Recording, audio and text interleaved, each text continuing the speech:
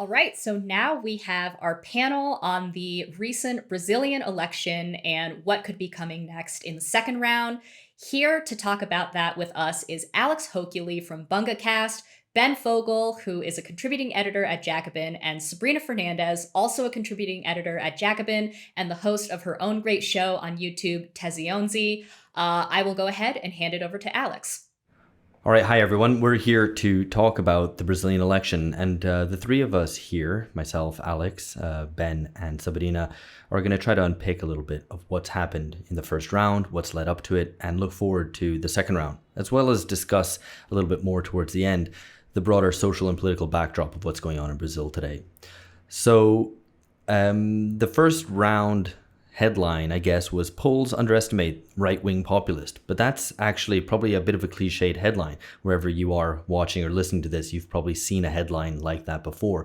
But at the same time, it was kind of true. Lula scored 48% in the first round, just falling short of first round landslide, effectively winning out an absolute majority. So he fell just short. Bolsonaro finished with 43%. That's a 5% difference, but at the same time, that kind of surprised or upended what the polls were saying. Were we surprised on election night? I was. Sabrina, were you a little bit surprised at the election results as they came in? Yeah, we kind of expected that a first round win would be something very out of the ordinary. We had hope for it, but we were sure that a second round could happen. But Bolsonaro's results, those were surprising. So because we were expecting him to be a little lower than 40% for sure. This was a result of the polling in the past months of getting us to believe that maybe Bolsonaro would get 38%. So him having this little of a difference between Bolsonaro and Lula is something that surprised a lot of us for sure. Yeah, Ben, I mean, we watched it together, in fact. I think already fairly early in the evening, it became clear that the result would be more favorable for Bolsonaro. And one of the ways that we were able to tell that would be the case was that election results that came in for senator, for example, or for governors in various different states seemed to already be more favorable to Bolsonaro-aligned candidates. Yeah, that's true. I mean, I'll start off with the good news part is that in some senses, the PT-led left managed to recover some of its position from the last election.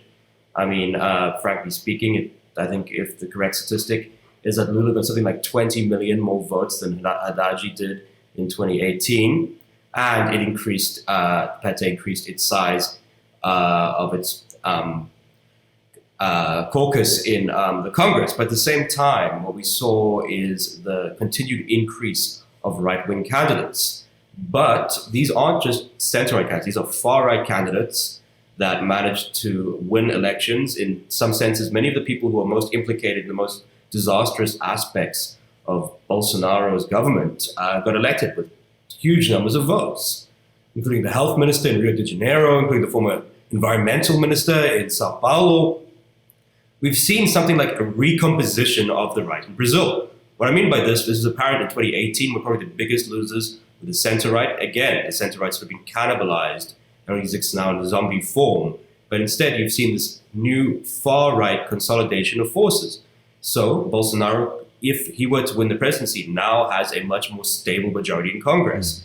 I still think he will lose, but what it does mean is that even if he does, you have a sort of stable consolidation of a far-right bloc. This could be in Brazilian politics for a long time, both at the state level, both at the congressional level and the central level. And frankly speaking, some of these guys are absolute lunatics. Level of derangement. We're going to get into some of the lunacy actually in this. Though I don't know if we're going to talk about cannibalism or fake priests or Masons, because that's been, unfortunately, some of the headline topics since the first round. So, already we're 1 week into the battle for the second round for the runoff, and the election has been dominated by all these kind of religious themes and very much kind of on the terrain of what Bolsonaro would like it to be, I think. Now, I just want to set this up because Ben brought in a lot of detail there, which we're going to work through as we go through this. I think it's probably worth setting up what this election kind of is, right? And I think we would all be agree that it's effectively a plebiscite on democracy, that Lula is standing with a very broad front, trying to, and has successfully drawn support from a huge array of the establishment, including many former rivals and enemies, as a sort of, democratic bloc against Bolsonarismo. And maybe what the election results showed, contrary to maybe what some of us hoped, is that Bolsonarismo showed itself to be electorally stronger than maybe expected. How would you classify Bolsonarismo? What percentage of the population would you say that Bolsonarismo has a hold on, that are part of that bloc? Sabrina. Well, it's important to differentiate that this vote for Bolsonaro is not necessarily a Bolsonarista vote. There's a very strong anti-petista vote, so people who voted for Bolsonaro because they understand Lula and the PT to be the worst option of all. There's been some analysis that shows that people might have migrated directly to Bolsonaro in the first round because they were afraid of Lula winning right away in the first round. So those would be people that wouldn't be hardcore Bolsonaristas, or they don't support everything that Bolsonaro do, but this strong sentiment against the left, against the PT, and against Lula in Brazil, that's been one of the big strengths as well of the Bolsonarista movement, right? Trying to work that on people. So even if people are not far right, even if people are not super conservative, they can still use that card if they want to get votes. And I think they were quite successful with this.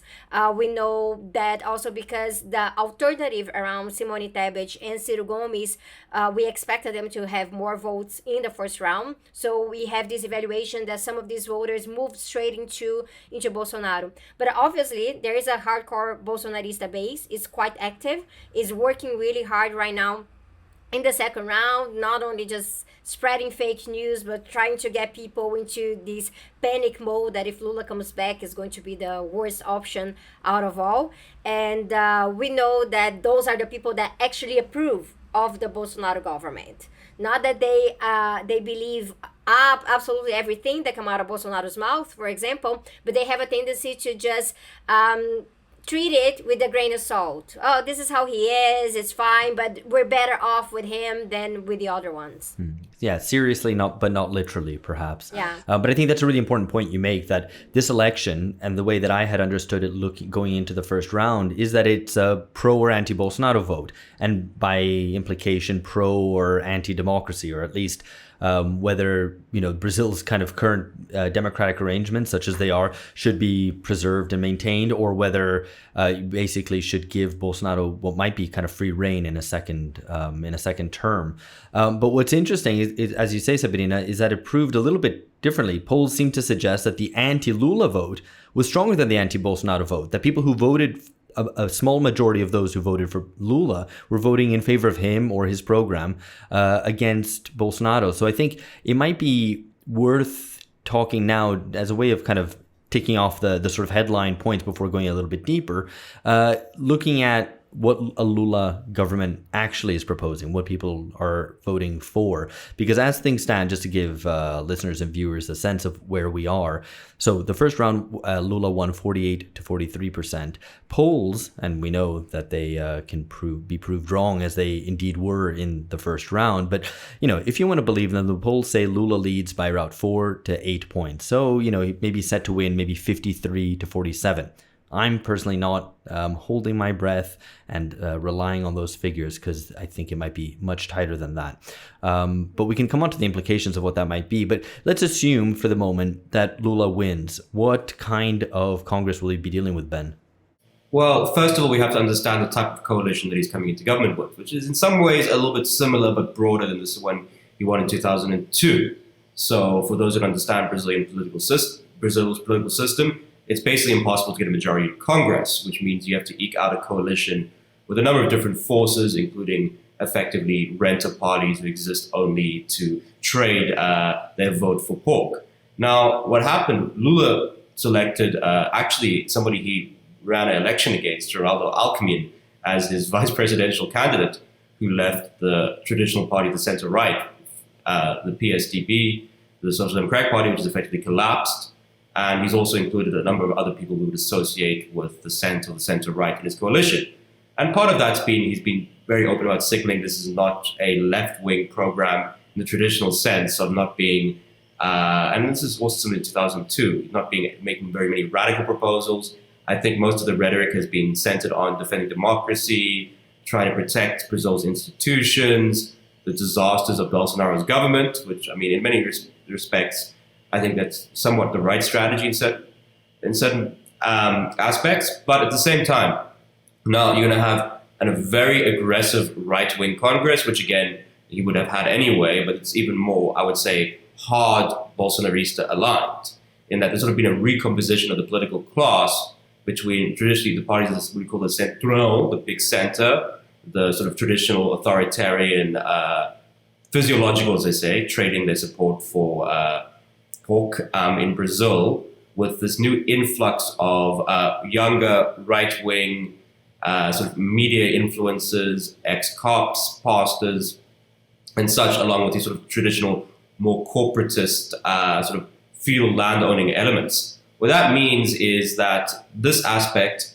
has been propped up not only by the Bolsonaro government, which did something with the Orçamento Segredo, which effectively gave a huge unheralded amounts of money to these sort of candidates in these parties that really, I mean, triggered one of the biggest corruption scandals in Brazil, which, you know, you had like no oversight of how much money was being given. I think it was to the tune of like 40 billion reais, or something around there. And as well as an effective, the other sort of elephant in the room is the military. Now, the military, as many of those people who've been watching what's happening in Brazil know, has been at the center of the Bolsonaro government. It's led its environmental response, its response to COVID, and many of its officers are in the government. And Bolsonaro's running mate is another general. Now, this means that the military, which already cemented Bolsonaro in power, even if they deny to be hard Bolsonaristas, saying sort of the adults in the room, are not going to go away. They're in politics, and that negotiating prospect with them means that deals will have to be made if Lula is to have any sort of stability in governing. And now it's an unfortunate reality, but it's hard to imagine a very ambitious program being launched under these conditions. I mean, frankly speaking, if Lula can survive a term and protect Brazil's democratic institutions from the decay, restore some state capacity, stop some of the devastation going on, sort of widespread mafiaization of large parts of Brazil, that itself will be a huge success for me at the end of my low expectation mode. Yeah, no, and Sabrina, I mean, it's not just the factors external to Lula and Lula's future administration, which would stop him from pursuing a more radical program that he would hypothetically want. It's important to underline, as Ben said, that at least in contrast to how a lot of the international left sees Lula, he's always been a much more moderate figure than is often understood, both in terms of his instinct to conciliate, to find deals, to negotiate, rather than to strong-headedly pursue, and single-mindedly pursue his program. But also just because of the factors that allowed himself to be elected have always been to bring in fairly centrist, neoliberal finance minister, for example. So, and this time around, it's kind of even going further down that line, isn't it? It's an even more conservative coalition that he's assembled, to put in those conservative in relative terms, effectively a centrist coalition that he has assembled. So he's going to owe a lot to a lot of people. So who are some of these people that he's going to owe something to? Yes, the big conflict here is that if you look into the program itself, word by word, there's some quite radical elements there. Things that have improved from past years of PT governments, and this is the result of the makeup of the original part of the coalition behind Lula. So PSOL is involved. There are people from like the left of the Workers' Party, and even the presence of the PSB there with Alckmin as his VP, so like a right-wing VP, didn't seem to create so much of a problem for some of the elements connected to food sovereignty, elements connected to agroecology, or a plan for public education in Brazil. These are good in the program, but the problem is that the closer that we are to having to elect Lula. So first round and second round, the bigger this broad front gets, and more people start pouring in, and then you get the phenomenon that we already know with Lula. That's the letter to someone. So it's the letter to agribusiness, it's the letter to the evangelicals. So this is already happening. What are the compromises that Lula is willing to offer to these particular groups in order to get their support for getting elected in the second round? This is always a little bit of a challenge, because we never know how much of that, like the content in those letters, they actually move the votes. So when the first time when Lula got elected back in 2002, and there was the letter to the Brazilian people, that in fact was the letter to the banks. It was a letter of like financial support. In general, the idea was that, well, they're not going to meddle anymore because, they know that we're not going to default on the debt, that we are going to be fiscally responsible and things like that. But how much of that translates into people voting because, yes, Lula wrote the letter? This is quite interesting. What we know right now in terms of what's coming up in a letter to the evangelicals, now it's a little different, because the moral tone of these elections, with the moral panic that's used by Bolsonaro and his supporters, and this idea that, well, the communists are coming and they're going to make everyone get abortions and things like that, that translates into some of these discussions around moral values and the values of the family. So one of the things that seems to be part of the letter that Lula is going to release in those terms is that we're not going to meddle into things that hurt the values of the family. And this is, for us, obviously a setback, but we also know that, for example, abortion rights is not something that's up to the president. It's up to Congress, and we already elected quite a conservative Congress.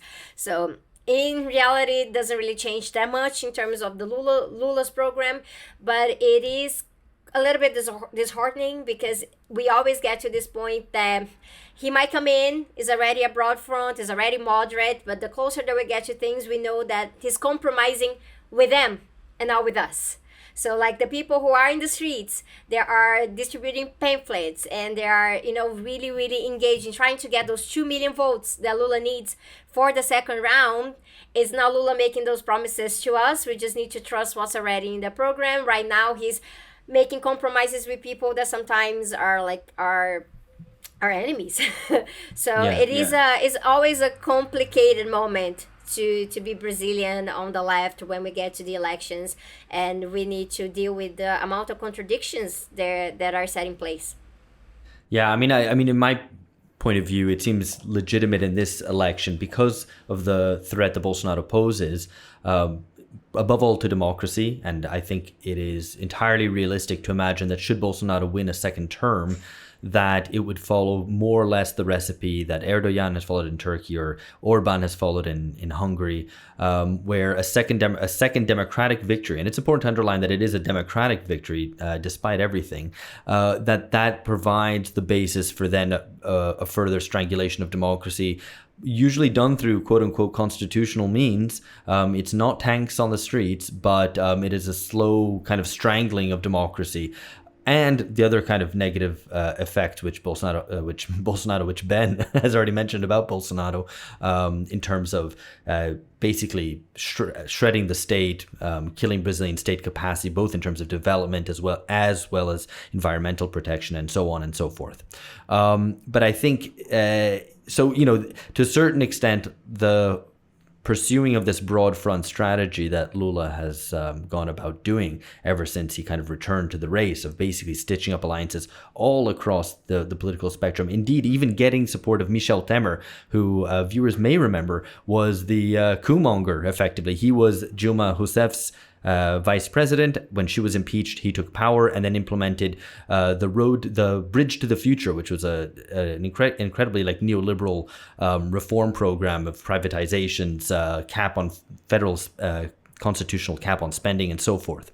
So even he's on board, right? And I think this is important in terms of characterizing the nature of the debate in the second round, as it's already been. I mean, we've only had a week of it, but it's already pretty clear that Lula is, basically making overtures continually to sections of the establishment, trying to win over, for example, by promising to have, or potentially, I think, to have, a kind of neoliberal finance minister and so on. And Bolsonaro, meanwhile, is just signaling to his base, as he always does. He's not interested really in moderating or speaking to a wider public. So how would we characterize that, and how successful do we think each strategy is going to be? I think, first of all, we have to talk about a few things.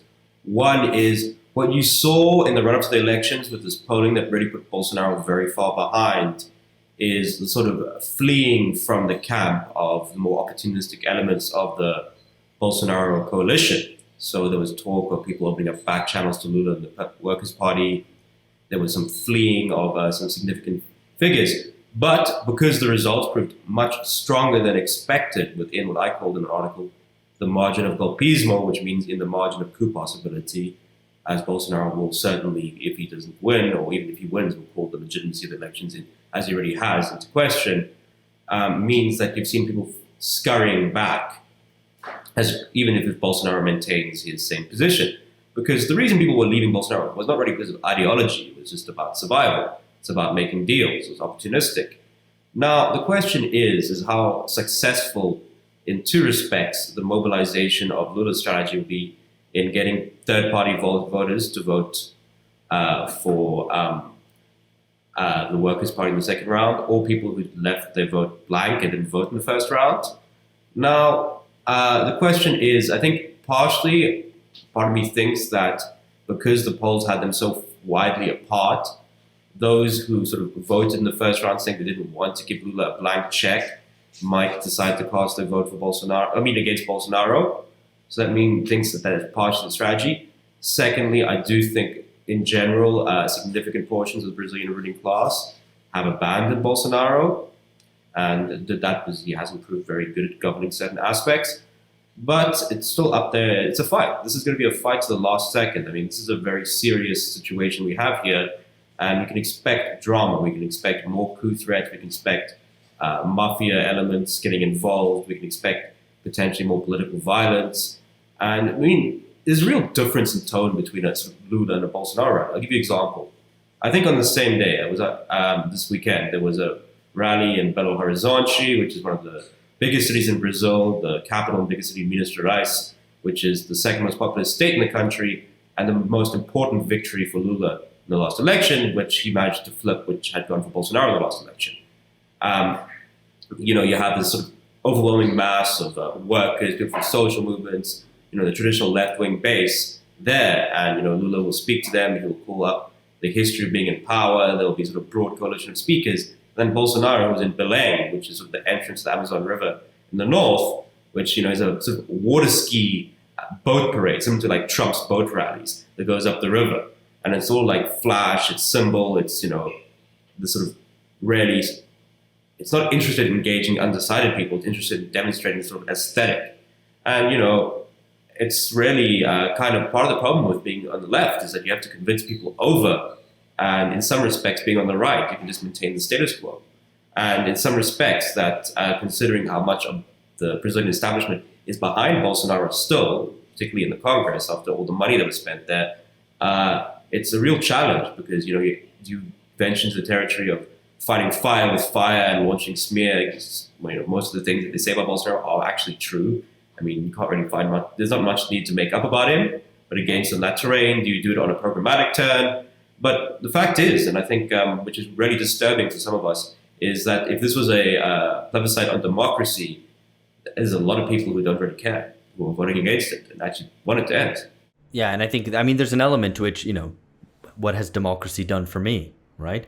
That Brazilian democracy, such as it is pretty impermeable to popular interest being channeled upwards. The whole structure of Congress and the way the presidency works with relation to Congress means that a lot of things that a president might be elected on will never actually get done because you have to do so many sorts of deals across Congress, across an incredibly fragmented Congress with 30 parties in there. Now that number has been reduced, but even so, we're talking about something like 18 parties in Congress, right? So it's not like even a European multi-party democracy, if you're you want to compare to, if you're familiar with Holland or something, which is really fragmented, the Netherlands. And even so, Brazil is even more so. So it makes it very difficult. I want to talk a little bit about the people effectively, right? Because we've already talked about Bolsonaro playing to his base, and we should maybe spell out who those people are socially, what backgrounds they come from. I think we can already highlight, for example, that the evangelicals are very strong supporters of Bolsonaro. It's the only social group amongst which Bolsonaro would have won an absolute majority even. But there's some elements of class that we should spell out as well. Bolsonaro is, just a little bit of clarification here, I guess it's worth doing this at this point, that in Brazil, for polling, exit polling and surveys, they class people's income according to the number of minimum wages or minimum wage equivalents that people earn. So the minimum wage is about 1,000 reais, which is about $200 a month. And Lula wins strongly amongst those earning 1 to 2 minimum wages a month. But those earning between 2 and 5 and 5 and 10 are strongly pro-Bolsonaro. But these aren't necessarily the wealthy people. If you're earning 7 times the minimum wage, you're definitely middle class, but you're not particularly wealthy. And it's certainly, if you calculate that into dollars, it isn't. So maybe we can talk a little bit more about that. I just wanted to make one other point, because it struck me when Ben was talking about, Bolsonaro playing to his base, and Lula then sort of talking to the left, but also basically making overtures continually to different establishment forces to try to get them behind his election, is that no one's really making a play for the working class as a whole in those specific terms, right? What's interesting here in this makeup is that, for example, once you go over the five levels of minimum wage here, and that people are going to go Bolsonaro, there's also levels of rejection in terms of people who would vote for Bolsonaro, but they wouldn't if they had another option that they found a little bit more feasible or appealing. And for example, there you find a gender difference. So like women, even women of like middle class and upper middle class, they're more likely to switch their vote from Bolsonaro. They're more likely. So like we already got data. We had like at least 3 big polls throughout these past months that showed this, like that this difference of gender in the lower classes and the upper classes. But there's some interesting things here too. Like Bolsonaro did quite well in areas where you have high levels of deforestation. So areas where in the country you have a lot of pressure in terms of the agribusiness frontier. And we know that that's connected to conservatism, yes, because this is part of the culture in those areas, but it's also connected to the interest of those employers. We are having cases right now, like, so there's been journalist investigations the past weeks showing the level of harassment by employers towards their employees, saying that, well, if Bolsonaro wins, you're going to get a bonus, or if Bolsonaro loses, we're going to have to lay you off. So there's pressure on the working class coming from that as well. So there is now a movement to get people to denounce this, to take this to the courts. But obviously in Brazil, we are already living under Bolsonaro. We don't have proper justice outlet in the system to deal with this type of harassment and things that go against workers' rights. This is already one of the issues that we're dealing with here right now. But in terms of the evangelicals, and I think this is important, like if Bolsonaro wins for sure, above 5 minimum wage levels, and also with the evangelicals, there's also a tendency that we have seen for women who are evangelical to also switch their votes. What happens is that they feel a lot of pressure from their husbands, from their pastors, so the leaders in the region, and they also tend to properly decide their vote later on, so closer to the election day. So the last 48 hours, the last 24 hours, this is important. So when you look into these women who are evangelical, and you look into the class situation, and you find that a lot of them are living in the periphery in the cities, and a lot of them are really working class in precarious situations, there are class-based approaches that can be used here. And a lot of the things connected to the care economy, care democracy, coming from the Lula campaign, they are showing some positive effects. So talking about food in the schools, opening up daycare, making sure that even people, like one of the research pieces that we read even showed that giving people free Wi-Fi in particular parts of the country is important to these women, because then they can check up on their sons, they can check up on their family and say, okay, so when are you coming home? So there are issues connected to access and class that are important for us to analyze, so we don't fall under this impression that like the conservative wave is all the same, and all of the evangelicals are the same, and all the conservative voters are the same, and they're naturally going with Bolsonaro.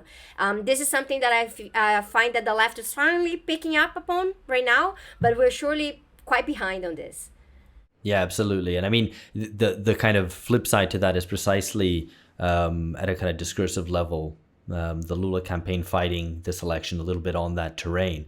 So it's one thing to say, we're not going to close down the churches, but another to be pointing out that Lula, that Bolsonaro has association with Masons and all this kind of mudslinging that kind of goes on, which to win this election, fine, but it might be storing up problems for the future, because if Brazilian politics is to be fought along those terms of who you're associated with, whether the devil is on your side or the other guy's side, that's not a good ground for any sort of progressive politics in the future.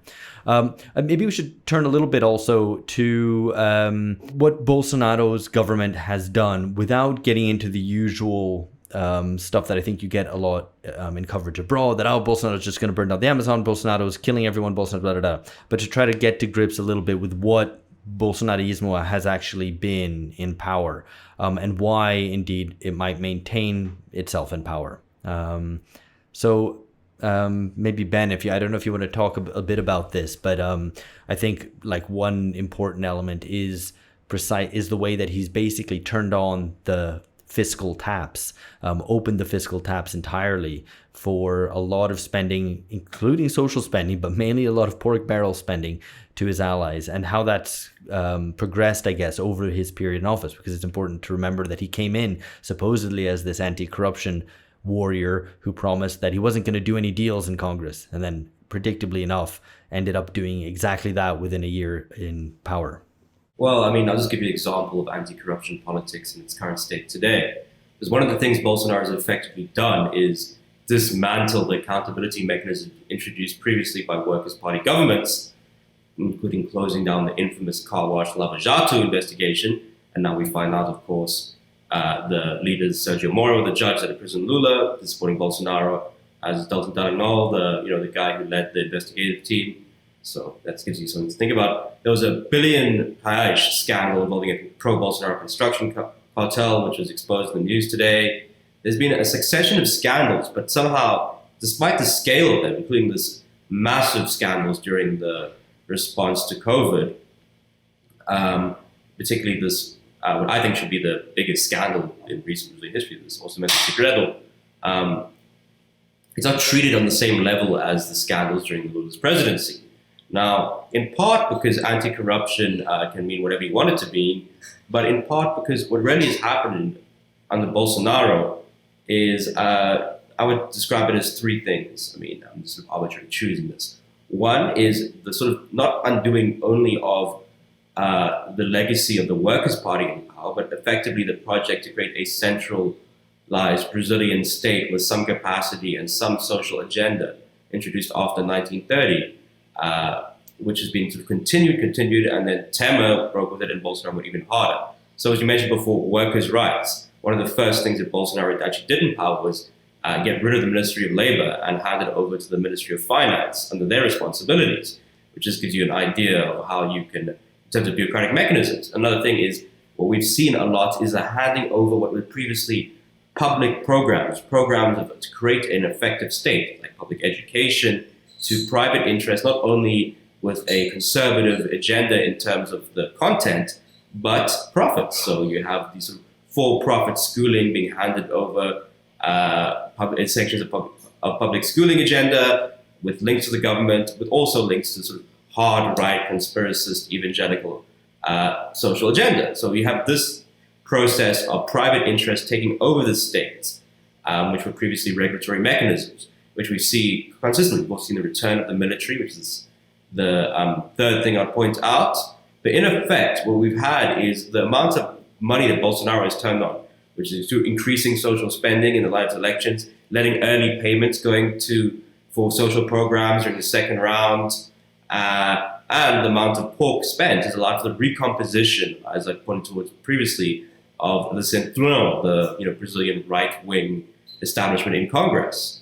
Now, what does that mean? Bolsonarismo is now well established institutionally, even if it's out of power.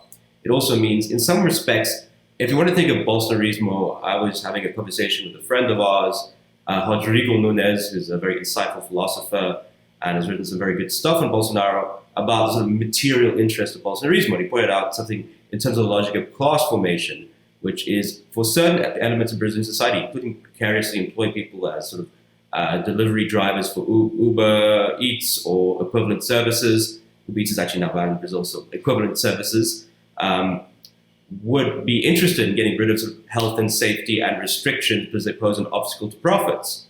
And Bolsonaro is saying get rid of restrictions, arm yourselves, and getting rid of the sort of logic of society or care logic of the state. Now, this is like a deep discussion that I don't want to get too further into, but what I want to point out is, in some effect, what is behind this sort of privatization of the state is a transformation towards, really, in some respects, is a non-viable society in which no one really cares beyond their own individual interests, and various private interests govern what would previously be seen under the realm of responsibilities of the state.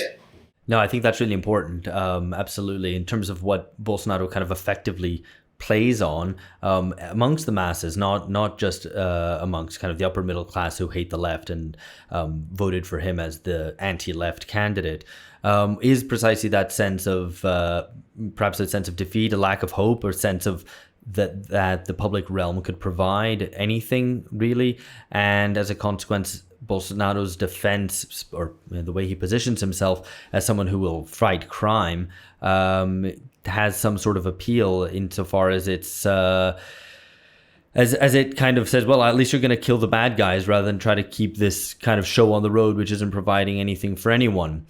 I guess in that context, I think I wanted to ask Sabrina what she thought, I guess, in terms of to what extent Bolsonaro sort of has a certain popular appeal, and what the nature of that actually is. Even picking on what Ben said in terms of even just private entrepreneurship, because of course Brazil has a workforce which is highly precaritized, 40% informal.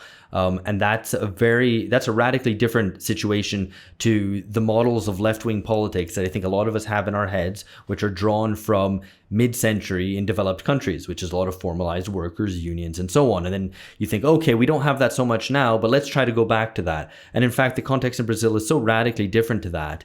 And Brazil doesn't even really have the entire history of kind of Fordist organization that you had in the most developed countries. You did, but it was brief and on a much smaller scale. So I think that's an important thing to maybe discuss. So maybe let's have a little chat about that. Yes, I guess this is a really good point, Alex, because I think there's two things that we can approach here. One is the low level of unionization in Brazil, so it's below 20%.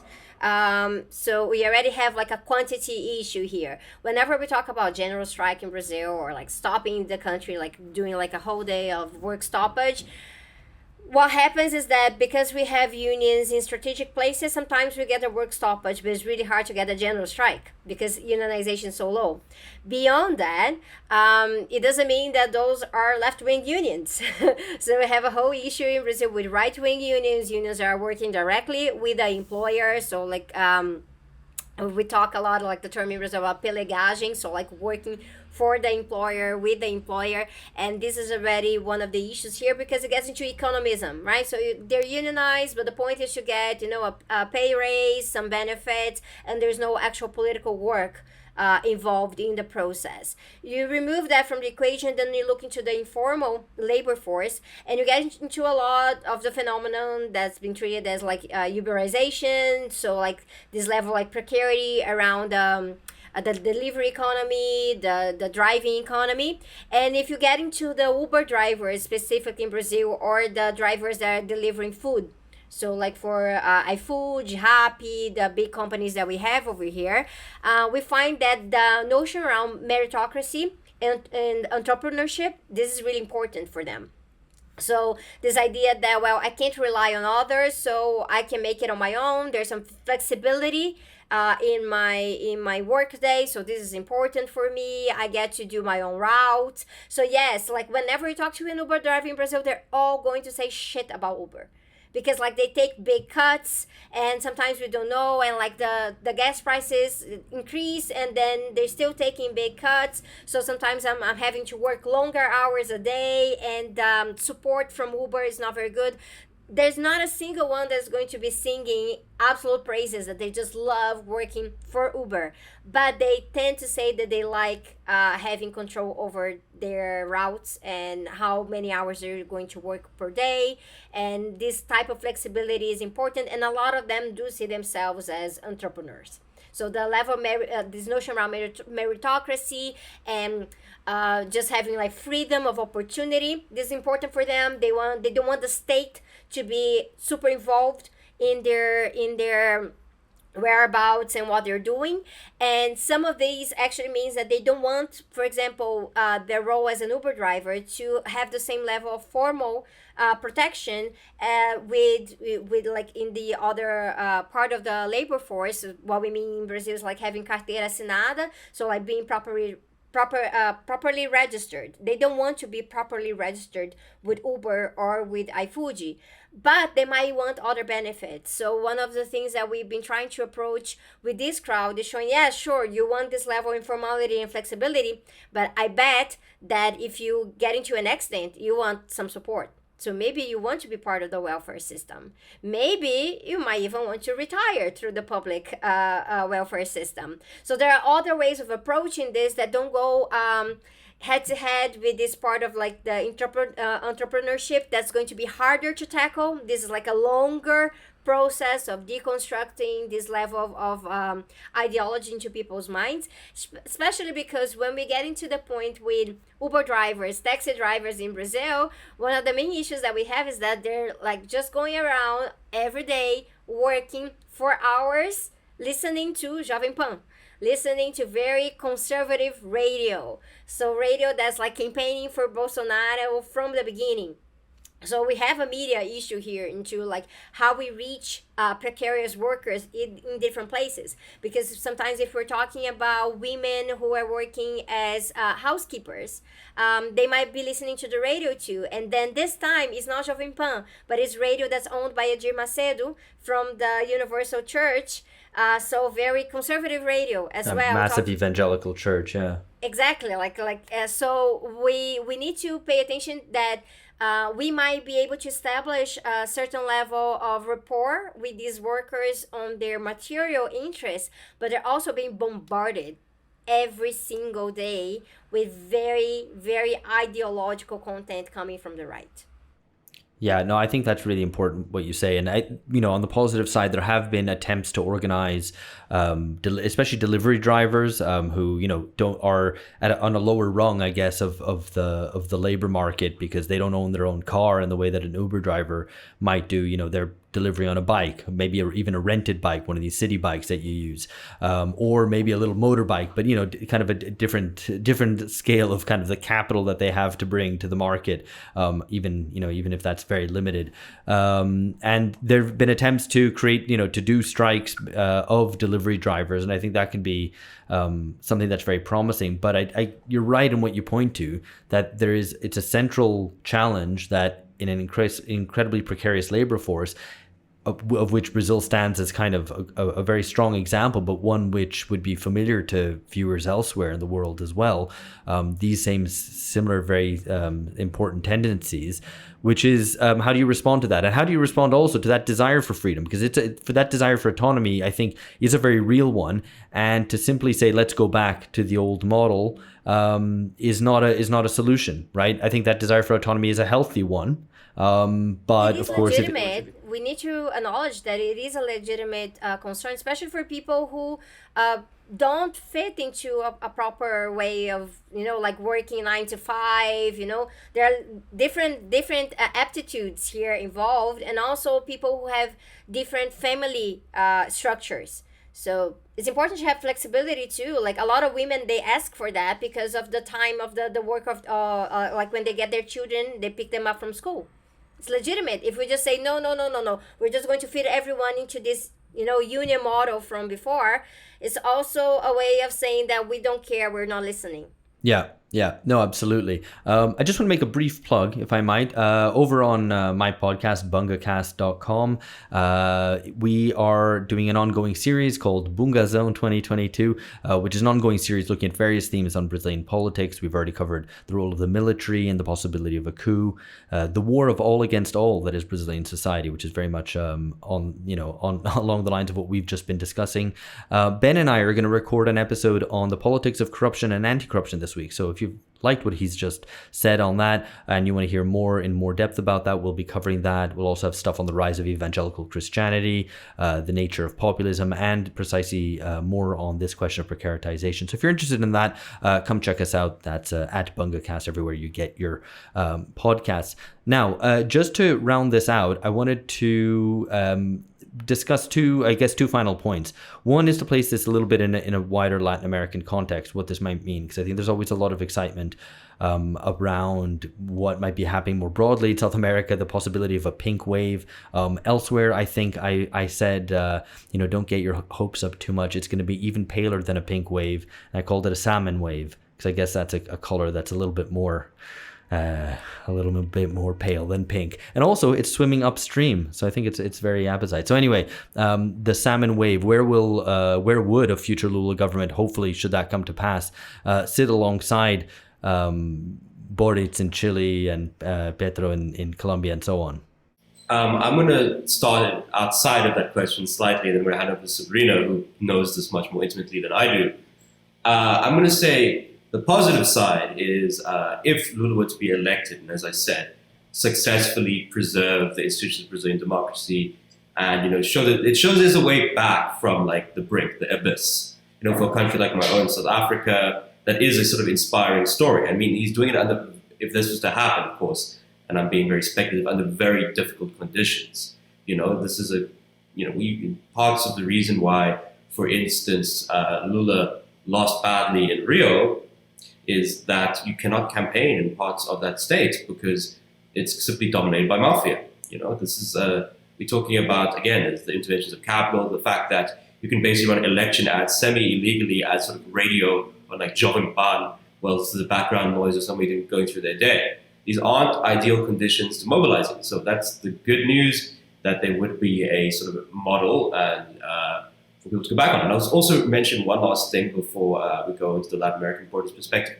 One other thing, instead of the trend, sort of this narrative of the left losing its working class base, becoming a sort of Brahmin left party, that isn't quite what's happened in Brazil. As we pointed out, lower income voters tended to go for the Workers' Party. And also, I think very importantly, even if the Workers' Party kind of underperformed in the state as a whole, in Sao Paulo capital, the largest and most developed city in Brazil, which went almost very for Bolsonaro in 2018, a lot of the traditional working class areas and sort of peripheries were flipped by the PT this election time. I mean, that was a pretty significant thing.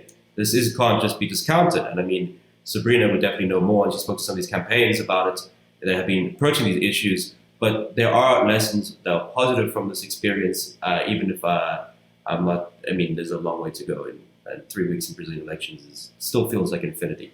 Yeah, and like just picking up first on what Ben just said, we have a tendency to be listing all of the defeats right now, but yes, we've made progress as well. We're like with more indigenous people getting elected, indigenous women in Congress.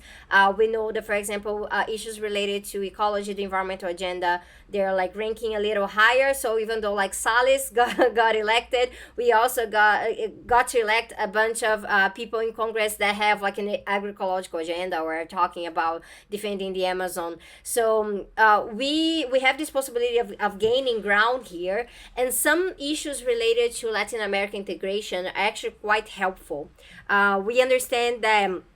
Yes, I agree with Alex on this, that it is like a softer pink wave in terms of what we saw in the past, and also it's less integrated, and like we can see this a lot in terms of like the conflict between like Boric's position and Maduro. So like the perspective coming from Chile in connection to Venezuela, it is like even further. So it's not about proximity at all, whereas you have Petro in Colombia opening up the borders of Venezuela, so having a closer approach. So far without Lula, Petro is sort of like operating in Colombia as something between, so like working with Boric and working with Maduro, trying to create a little bit of synergy. But obviously this is going to be a huge issue, for example, if the dream of a UNASUR actually comes true, like a strong UNASUR as an alternative to the OAS. Because even if Lula comes in, and Lula has talked about UNASUR, these tensions around anti-communism, these tensions around, a different approach to the leftist state, they're still very much present. What we do think might be quite helpful here is in terms of staving off the far right in other countries. So if Bolsonaro loses and we do a good job in suppressing some of the Bolsonarismo in Brazil, this is positive for the people who are fighting the far right in Chile, in Argentina, in Peru, in Colombia, Ecuador, and whatever. Because we know that the far right in these countries, they are connected, they're learning from each other. We have this whole situation, for example, of like big names of the far right in Argentina being very connected to Bolsonaro's sons. And this is like not even just like doing live streams together. It's actually like sharing practices and how they're going to spread panic and what kind of fake news they're going to employ.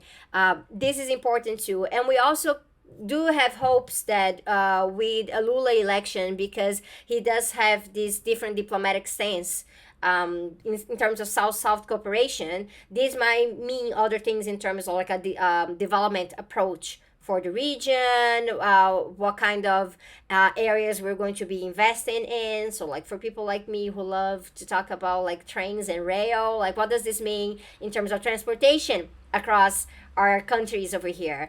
And what does this mean in terms of priorities around mining when we're talking about key minerals for the climate transition?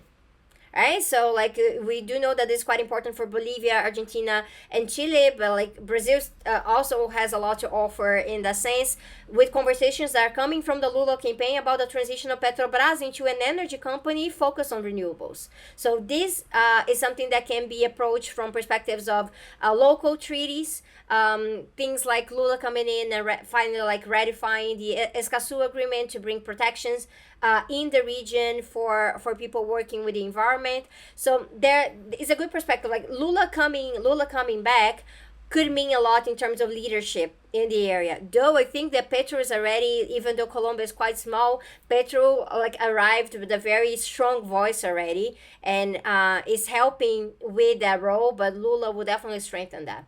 I just want to finish with one point, Alex. I mean, on a purely narrative quality, a few years ago, Lula was sitting in prison, seemingly done for. This might be one of the great political comebacks of all time. I mean, like, if he wins again, I mean, purely leaving office with 80%, going to prison, coming back into office, I mean, that's really would make him one of the most successful politicians of all time. Yeah. And like, I mean, regardless of what you think of the actual politics of it, I mean, I think it's pretty clear no one else besides him would be able to be this competitive against this strong a force in Bolsonarismo. I mean, it's an extraordinary story.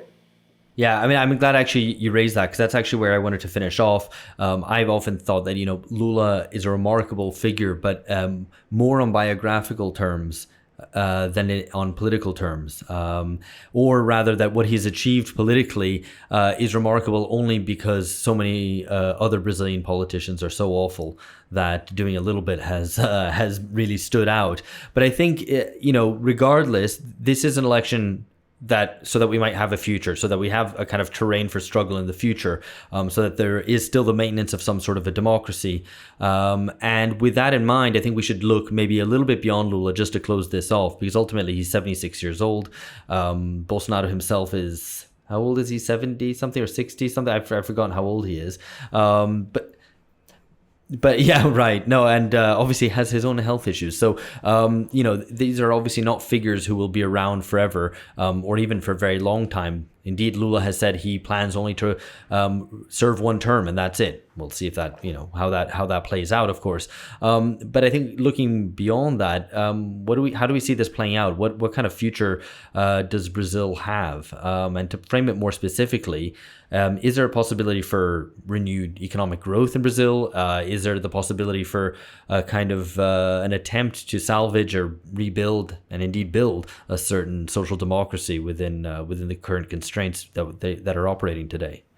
There are some expectations around a new commodity boom, like something that Bolsonaro sort of experienced but didn't quite take advantage of it. A lot of people say that the big advantage that Lula had in terms of economic growth is because there was a commodity boom. So he got lucky. Yeah, but you can take advantage of it or not. So this is one of the issues, and it's something that Lula's been trying to signal in terms of how we actually connect this and try to reconcile this with things around sustainable development. He's been talking about the wealth of biodiversity in the Amazon. Though, like for me, coming from an eco-socialist perspective, I get a little worried about what that might mean. But there's a tendency that always comes with the governments coming from the PT, which is to inject a lot of public money into infrastructure and big public services. So like the expansion of the education, this is going to be quite key. Lula's been talking about a full-time approach to schooling and to daycare, which is going to involve the creation of jobs. He's really been talking about a lot of programs around food security, again, because it's one of the main issues, the fact that Brazilian people are going hungry. So that also means injecting money into family agriculture, injecting money into the movements connected to agroecology, but it also means injecting money into agribusiness. So these partnerships are still going to be part of it. Though we do expect that Lula might be able to handle these things if he's successful at removing the cap on spending. That's been the big stranglehold that we've had since Temer, since the government with Temer and Congress. They put this cap on spending for 20 years, and it's one of the reasons that services are so bad right now. It's not just because Bolsonaro is awful, but also because Bolsonaro takes advantage of the fact that he doesn't have to invest. He doesn't have to spend money. So this spending freeze is a huge issue right now, and we know if Lula really wants to talk about economic growth and a bigger recovery, because like the Brazilian economy has somewhat improved in the this year, 2022. So employment is not as bad as it was last year, and now we're trying to control inflation again. We know that a lot of this was connected to the policy around fuel prices coming from Petrobras. So like this policy that was implemented even before Bolsonaro, but it's really about helping shareholders make the most out of their profits. And this led gas prices in Brazil to skyrocket in 2022, with really bad effects on the economy in terms of inflation and food prices. So by bringing those prices down, it also helped with food prices and controlling inflation. In fact, this is one of the main concerns around the electorate. So we found that, over 80% of the people, they're concerned with matters such as fighting crime, fighting corruption, standing up for democracy, standing up for the environment, and also economic issues around unemployment and inflation. So this is something that Lula might be willing to tackle, though we know, as always, the neoliberal pressure is on. Lula is meeting with Henrique Meirelles, who's one of the biggest advocates for neoliberal politics in Brazil. And now I think we might go back, like if Lula is successful in the election, we might go back into trying to understand this mix between a neoliberal approach to the economy, but also strong developmentalism in terms of a national project that also comes with Workers' Party investment. Very good, yeah, and that will require its own struggle, which will be rather different to the one that Bolsonaro has kind of presented us with. Anyway, thank you very much, Ben, Sabrina. Check out Ben Fogel's work, Sabrina Fernandes' work, and my own on Jacobin and elsewhere. And Jacobin will be doing plenty more Brazilian election coverage over the coming weeks. Catch you later. If you like this video from The Jacobin Show, please hit like and subscribe and share with your friends. Thanks.